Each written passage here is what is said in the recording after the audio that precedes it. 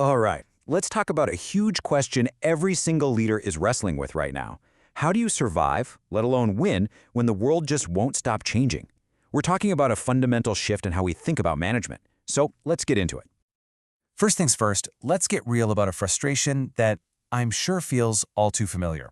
You know that sinking feeling when that brilliant, detailed plan you made starts to feel, well, completely useless before you're even halfway done?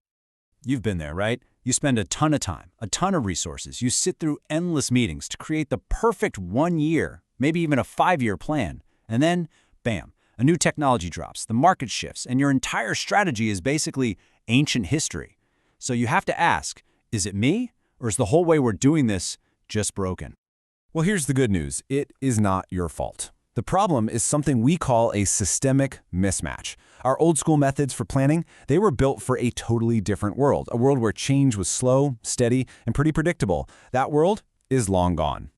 This right here, this visualizes the problem perfectly. Look at that. The speed of change out there in the market is shooting up exponentially. But our ability to make decisions inside our organizations, it's stuck on this flat, linear path.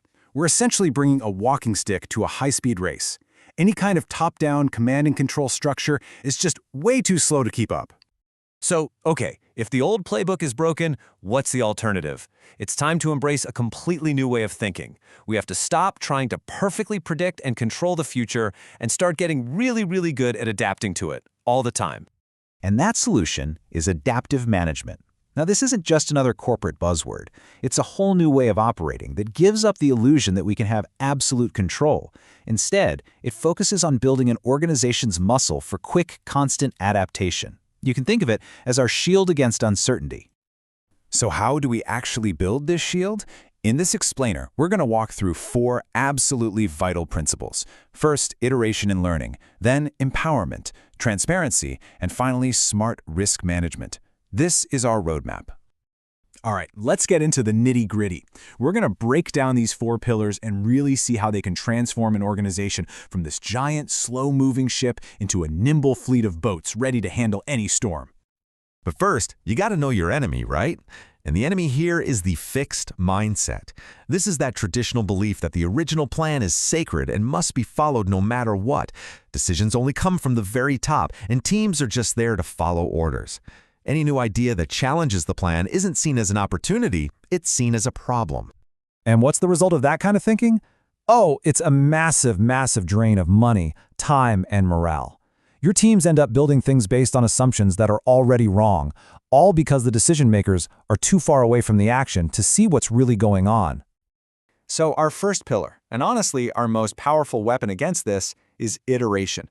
Instead of a rigid 12-month plan, you work in short cycles, maybe 2 weeks. And the goal in that cycle isn't to build the final perfect product. No, the goal is to test one specific idea, one hypothesis, learn from real data, and then quickly adjust your direction. Let me give you a really simple example. Think about a startup. Instead of spending 6 months and a fortune building a whole complex platform, they throw up a simple landing page in 1 week. They use it just to see if anybody actually cares about their idea.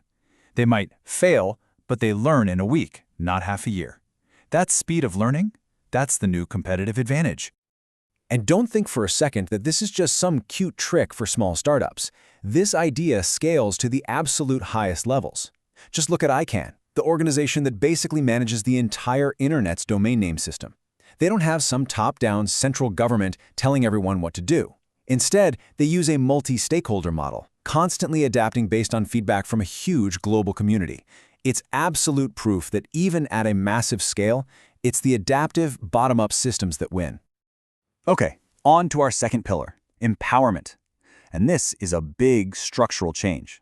In the old world, all the power sits at the top of the pyramid. In an agile world, you push that power down to small, self-governing teams. The manager's job completely changes.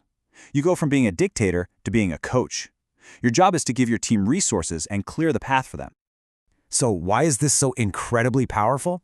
Well, when you give a team true ownership of a problem, their motivation and their sense of accountability just go through the roof. They feel trusted. And that's where the magic really happens. You start to unlock these incredible, game-changing ideas from deep inside your organization, from the very people who are closest to the customers and the problems.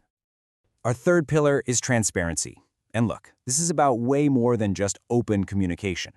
In a truly adaptive organization, everyone, from the brand new hire all the way to the CEO, is looking at the same core data on a shared dashboard.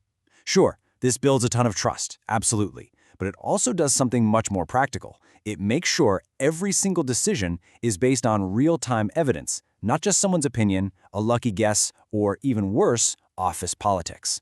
It replaces, "I think we should," with "the data shows us that." And our final pillar is a really crucial one, risk reduction. Just think about it for a second. The traditional model is like placing one giant all-or-nothing bet on a huge multi-year project. That is incredibly risky. Adaptive management is totally different. It breaks that massive risk down into tiny, manageable pieces.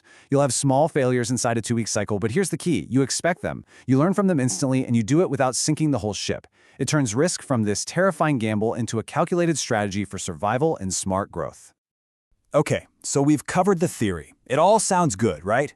But how do you actually start doing this without everything just spiraling into total chaos? Let's talk about the first practical steps you can take. And yeah, let's just address the elephant in the room right now. The number one pushback I always hear is, wait, isn't this just chaos? A complete lack of control? And you know what? It's a fair question, but it's based on a really big misunderstanding of what this is. The answer is a very firm no. Agility does not mean you abandon control. It means you replace rigid command control with disciplined adaptive control. See, this whole thing only works if you have rigor, a deep commitment to getting and using feedback, and very clearly defined principles. It's freedom, but it's freedom within a framework. So, here's the bottom line. Traditional management assumes the world is stable, that you can follow a fixed path to get to a fixed goal. Adaptive management assumes the world is chaotic. You still have a vision, a destination you're aiming for, but you're constantly optimizing your path in real time. You just have to decide which world are you actually managing for. Want to actually start right now? Like today? Here's a super simple, really powerful first step. Pick one small project. Just one. Forget the giant master plan. Instead, define one single, testable hypothesis that you can prove or disprove in the next 2 weeks. Then, at the end, hold a feedback session to look at the results and plan your next little cycle based on what you just learned. That's it. That's how you start. Because at the end of the day, leadership in this century, it's not about authority anymore. It's all about adaptability. Embracing this shift will do way more than just save your organization. It's your personal opportunity to evolve from just being a manager into being a true future maker. Now, to help you get started on this journey, we've put a totally free organizational agility checklist for you in the description below. Go ahead and download it. And now, I really want to hear from you. Drop a comment and tell us, what is the very first hypothesis you're going to test? I'd love to see your ideas.